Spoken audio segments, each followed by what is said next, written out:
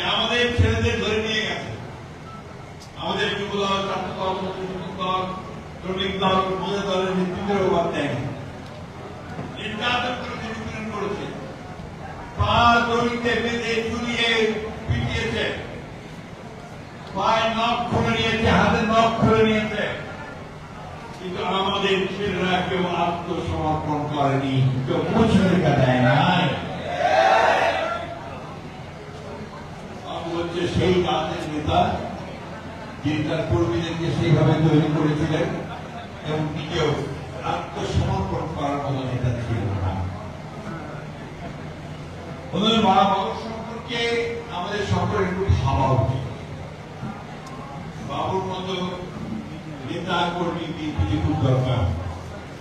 আজকে চতুর্দিকে যখন তাকাই বাবুর অ্যাবসেন্স আরো ফিল করি। এই ধরনের নেতা কর্মী আমাদের দরকার, যারা নিজেদের স্বার্থের কথা চিন্তা না করে দেশ, দল এবং মানুষের কথা চিন্তা করে। বাবু সেই জাতীয় একজন নেতা যার মৃত্যুর সময় তার মাথা গুজার ঠাইটাও ছিল না তার পরিবারে। বাবু সেই জাতীয় নেতা, তার কোন ব্যাংক ব্যালেন্স ছিল না। বাবু সেই জাতীয় নেতা, তার সন্তানদের কিভাবে ভবিষ্যতে লেখাপড়ায় এগোবে তার স্ত্রী সেটা জানত না।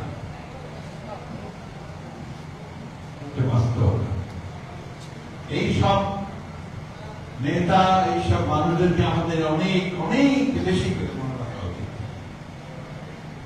আমরা আজকাল চারদিকে দেখতে পাই, কয়েকদিন আগে এ নিয়ে অনেক সমালোচনা হয়েছে, বলা হচ্ছে যে আমি বেদনায় নীল হয়ে যাই, এটা নিয়ে বেশ বিরূপ মন্তব্য করা হয়েছে। বাস্তবতা তাই। আমরা যারা রাজনীতি করতে এসেছিলাম পরিবর্তন, কিছুক্ষণ আগে একটা প্রোগ্রামে ছিলাম বনানীতে, মায়ের ডাকের যে সমস্ত ছেলেরা শহীদ হয়েছে তাদের পরিবারের প্রতি সম্মাননা জানানোর অনুষ্ঠানে ছিলাম। আমার বারবার মনে হয়েছে এই যে ছেলেগুলো প্রাণ দিল, এই যে ইলিয়াস নাকি গুম হয়ে গেল, আমাদের মধ্যে 14 আলম থেকে শুরু করে প্রায় 1700 নেতা কর্মী গুম হয়ে গেল, হাজার হাজার নেতা কর্মী প্রাণ দিল, প্রায় 2000-এর উপরে শুধু জুলাই মাসে প্রাণ দিল। তার মূল্যটা কি? তার দামটা কত? আমরা খুব খুশি হই যখন দেখি একটা পজিটিভ নিউজ পত্রিকার মধ্যে আমাদের রিপোর্ট ভাই সব নেগেটিভ কথা বলে গেছে, আমি কিন্তু কিছু ভালো দেখছি। আমরা দেখি এই জন্য আজকে খবরের কাগজে দেখলাম 12টা মৌলিক বিষয়ের পরিবর্তনের সবগুলো দল এক হয়েছে। This is a positive state. এবং আমি ধন্যবাদ জানাই ডক্টর অল ইন্ডিয়াকে, তিনি অক্লান্ত পরিশ্রম করে তার টিমকে নিয়ে ওই জায়গাটা আসার চেষ্টা করেছেন। আমাদেরকে অনেকে খোকা দিয়ে কথা বলে যে আমরা সংস্কার চাই না, সংস্কারের চিন্তাটাই তো আমাদের, সংস্কারের শুরুটা আমাদের দিয়ে। 1975 সালের আগে শেখ মুজিবুর রহমান, যিনি ফ্যাসিজমের মূল হোতা, তিনি গণতন্ত্রকে কবর দিয়ে গিয়ে এক বিরোধ বাকশাল করে দিয়েছিলেন। সেই বাকশাল থেকে ফিরিয়ে বহুদলীয় গণতন্ত্র নিয়ে এসে মাল্টি পার্টি সিস্টেমের যে গণতান্ত্রিক ব্যবস্থাটা চালু করলেন কে? কে বলেন? জিয়াউর রহমান, আমাদের দলের প্রতিষ্ঠা। তিনি মুক্ত করলেন সমস্ত অন্ধকারকে, রাজনৈতিক ভাবে এই বহুদলীয় গণতন্ত্র, বাক স্বাধীনতা, সংবাদপত্রের স্বাধীনতা, জিয়াউর রহমান শুরু করে নতুন সংস্কারের মধ্যে ছিল তার রাজনৈতিক সংস্কার। আর অর্থনৈতিক সংস্কার কি ছিল? একটা বদ্ধ অর্থনীতির ধারণা থেকে নেতাকে নিয়ে আসলেন মুক্ত বাজার অর্থনীতির ধারণা, এবং সেটা করে 3-3.5 বছরের মধ্যে বাংলাদেশের চেহারা বদলে গেল। যে নিক্সন বলেছিলেন যে বাংলাদেশ একটা বটমলেস বাস্কেট, সেই আমেরিকা বলল যে বাংলাদেশ এখন একটা সম্ভাবনাময় দেশ। এই কথাগুলো আমাদের মনে রাখতে হবে, জানতে হবে বারবার। দেশনেত্রী বেগম খালেদা জিয়া তিনি প্রেসিডেন্সিয়াল ফর্ম অফ গভর্নমেন্ট থেকে পার্লামেন্টারি ফর্ম অফ গভর্নমেন্টে নিয়ে গেলেন। 9 বছর আগে যারা বসে আছেন তারা লড়াই করেছেন, রাস্তায় জেল কেটেছেন, একই না স্বৈরাচারকে দূর করার জন্য। তিনি কেয়ারটেকার সরকারকে আমরা মানিনি প্রথমে যখন দেখলেন পরে যে এটা মানলে দেশের উপকার হবে, গণতন্ত্র একটা শক্তিশালী পথ পাবে, ভিত্তি পাবে, তখন তিনি সেটা মেনে নিয়ে কেয়ারটেকার গভর্নমেন্ট থেকে সেটাকে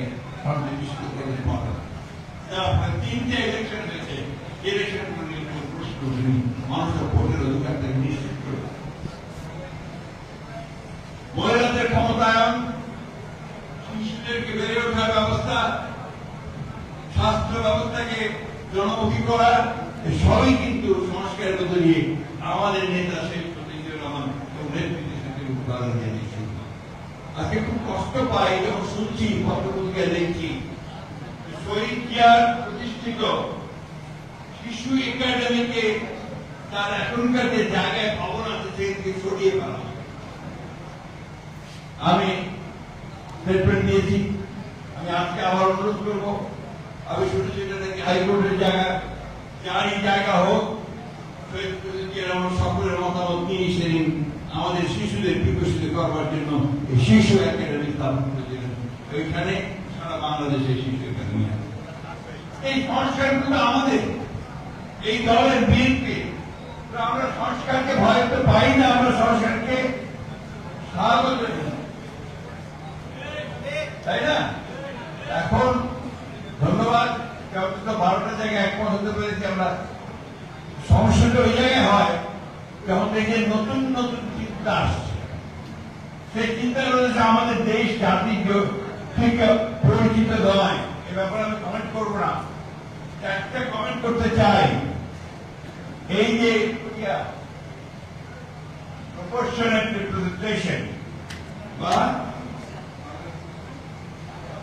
আনুপাতিক হারে প্রতিনিধি আপনার পার্লামেন্টে লড়াই হবে, এটা আমাদের দেশের মানুষ বোঝেই না। তারা বলে পিআর কি জিনিস ভাই, যারা এখনো ইভিএম এ ভোট দিতে পারে না, বোঝে না, ইভিএম এ ভোট দেয় না, তার পিআর বুঝবে কি করে? এই চিন্তা ভাবনা থেকে দূরে সরে যেতে হবে। এবং দুঃখজনক ভাবে আমাদের দেশের কয়েকটা রাজনৈতিক দল থেকে প্রমোট না বন করে বসে আছে, এটা না হলে নির্বাচনে যাবো না। কি বলবো বলেন, এই দেশের মানুষ যেটাতে অভ্যস্ত সেই ভোটের ব্যবস্থা করেন, তার প্রতিনিধিত্বের ব্যবস্থা করেন, তাদের প্রতিনিধিত্ব থাকে, রিপ্রেজেন্টেশন থাকে, সেই পার্লামেন্টের নির্বাচনের ব্যবস্থা করেন, তাহলে সমস্যাগুলো সমাধান হবে।